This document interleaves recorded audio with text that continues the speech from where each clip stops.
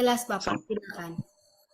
Ya baik, terima kasih banyak dan sebelumnya saya mohon maaf karena masalah jaringan ya.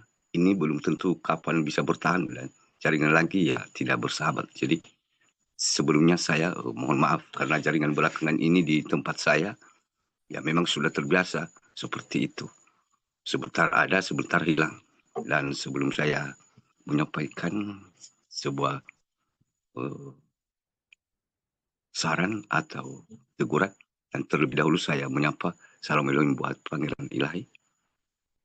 Salam Elohim juga buat mempelai. Salam Elohim buat malaikat Tuhan. Salam Elohim buat ketiga pasukan. Dan salam Elohim buat penonton di live streaming itu kami. Saya mewakili kami semua dari ketiga pasukan. Selamat bergabung. Selamat malam. Selamat beribadah. Salam damai sejahtera. Salam kasih, salam sukacita, pujian, syukur, hormat, kuasa, dan kemuliaan hanya bagi nama Tuhan kita Yesus Kristus. Haleluya. Amin. Dan sebenarnya tidak ada yang baru ya yang aku sampaikan. Karena kita semua anak-anak Tuhan yang setiap saat ibadah. Ada yang satu kali, satu hari, satu malam. Ada juga yang dua kali ya. Pagi dan malam. Jadi salah satu kita selalu mengingatkan dan mengutip kebenaran firman Tuhan seperti apa yang dikatakan seorang yang mengikuti Yesus. Hari ini tidak kita dengar, pasti besok kita dengar. Jadi sementara kalau aku pikir kita semua sudah menjadi darah dan daging, bahwa syarat mengikut Tuhan Yesus, bukan yang satu diikuti, kita mengampuni. Ya benar, saya sudah menjadi pelaku firman Tuhan mengampuni. Apakah hanya mengampuni saja? Yang lain bisa ditiadakan begitu saja dengan hanya melakukan satu? Tidak. Jadi Tuhan Yesus mengatakan bahwa yang satu dilakukan, yang lain tidak dilakukan. Jadi walaupun tidak mampu, tapi mungkin kita setidaknya belajar.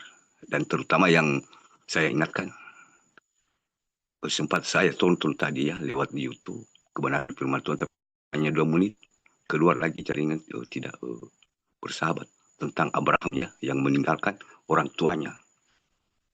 Dan itu terjadi saat ini, jujur saja, dari ketiga pasukan belakangan ini itu yang menjadi keraguan anak-anak Tuhan yang hampir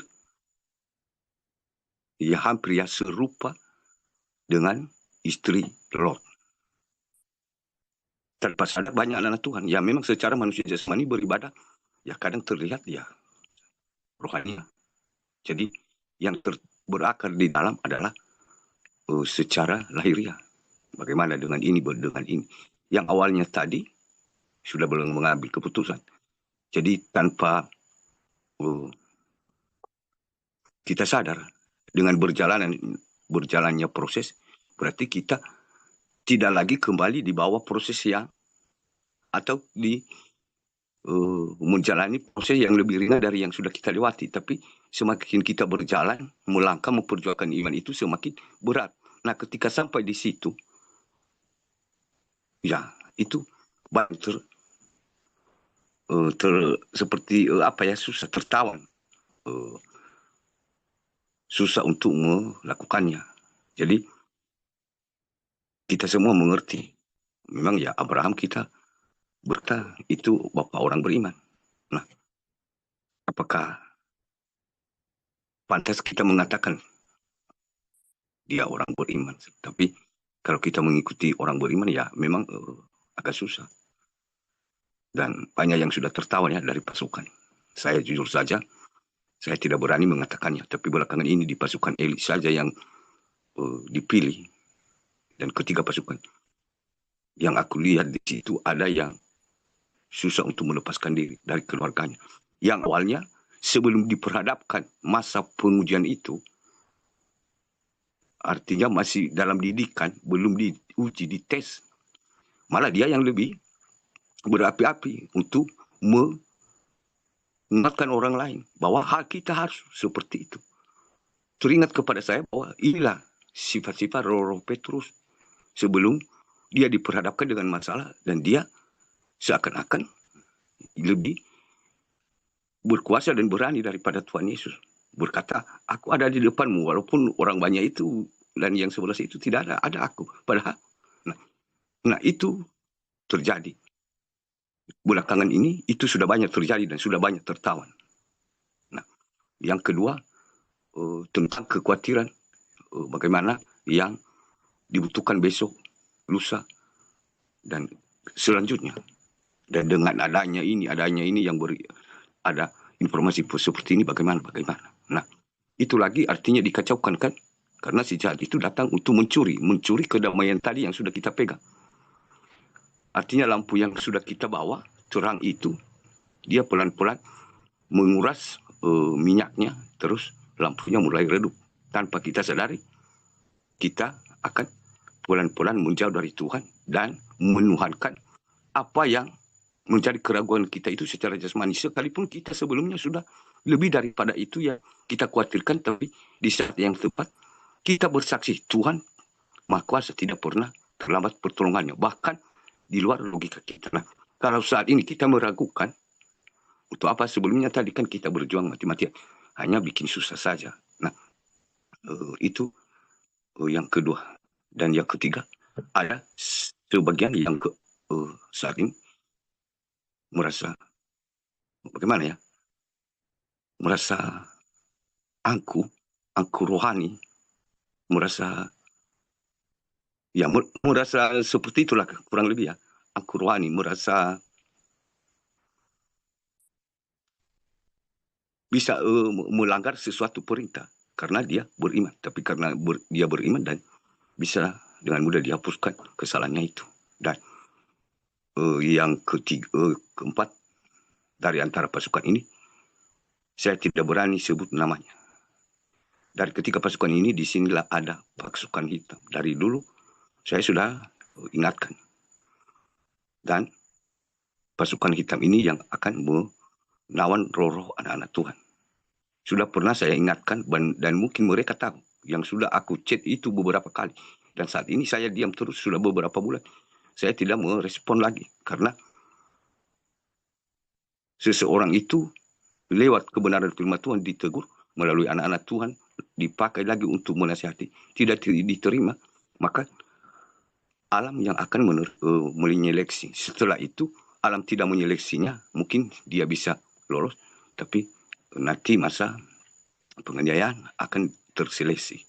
Artinya harus membayar harga karena melihat tidak seperti tidak memahami. Jadi bisa dikatakan bukan keras hati tapi setidaknya keras kepala ya. Nah, dari antara pasukan ini yang 6 orang inilah ada di luar pasukan yang berkabung. Yang 5 orang ini yang ada di sini dan itu yang dari dulu saya katakan bisa menyerupai semua siapapun dia. Kalau kita tidak peka, dia bisa memakai wajah Tuhan Yesus, berbaju seperti Bapak Aditya, seperti mempelai. Semua orang-orang yang kita percayai bisa dia mengambil wajah itu dan bisa kita tertipu. Nah, itu masalahnya. Nah, jadi orang itu ada di pasukan kita, bukan di pasukan luar. Saya sudah pernah ingatkan, semua dari antara murid-murid Tuhan Yesus, sebelumnya kita sudah mengerti semua. Bahwa dari antara murid-murid Tuhan Yesus semua, macam-macam iman mereka itu bagaimana, seperti apa mereka itu. Bagaimana iman mereka itu sampai di mana, sedalam apa. Apakah ada yang hanya berkata-kata, ada yang berpura-pura berciuman, dan bagaimana selanjutnya. Nah, dari dulu sudah ada kan, tapi mereka tidak jauh yang sering bersama-sama dengan Tuhan Yesus. Sejalan, mereka seiman. Ya, di mana saja mereka ikut Tuhan Yesus. Nah, selalu ada di samping kita. Karena tanpa ada di sekeliling kita, bagaimana iman kita bisa teruji. Kalau orang yang 10 kilo, belum tentu kita bisa ketemu 1 tahun 1 kali. Nah, bagaimana iman kita bisa diasah? Tidak ada yang mencoba memfitnah kita. Apakah kita bisa panjang sabar, bisa mengampuni? Hanya 1 kali 1 tahun misalnya. Nah, kalau di sekitar kita, berarti itu untuk diasalkan. Apakah kita siap? Dan kita bisa memaafkan, kita menjadi pelaku firman Tuhan itu? Tidak. Nah, kalau sudah terjadi itu yang dikatakan oleh Tuhan Yesus kepada kita. Bukan hanya Tuhan Yesus mengatakan kepada kita bahwa ahli-ahli Taurat itu, orang-orang Farisi itu waspada. Bukan. Tapi termasuk kepada murid-muridnya. Pada antara murid-muridnya, dia sudah memberitahu sebelumnya beberapa kali. Dari antara yang 12 ini ada iblis dan ada pengkhianat. Dia tidak bukan. Dia sudah memperingatkan. Kadang kita tertunjuk hanya kepada ahli Taurat. Sedangkan kepada murid-muridnya itu yang jarang kita tanamkan di dalam hati kita bahwa itu akan kita hadapi sebenarnya. Bahwa orang yang kita percaya yang berciuman, yang kita anggap secara jasmani lebih mengasihi kita daripada orang lain. Padahal itu yang lebih parah sebenarnya. Nah, itu terjadi di pasukan lagi yang kelima. Yang saat ini lagi roh ahli Taurat ini lagi berulah. Ini saya sudah bingung ya, orang-orang ini ya entah bagaimana. Jadi itulah kalau di saya. Makanya kita selalu berdoa dan berjaga-jaga senantiasa. Dan yang 5 orang inilah ini yang menjadi seperti Yudas di kemudian hari. Kalau mereka tidak bertobat. Yang membawa pasukan hitam dari luar. Jadi ya memang ya mereka lah kepala pasukan. Jadi bukan main-main mereka itu ya. Agak-agak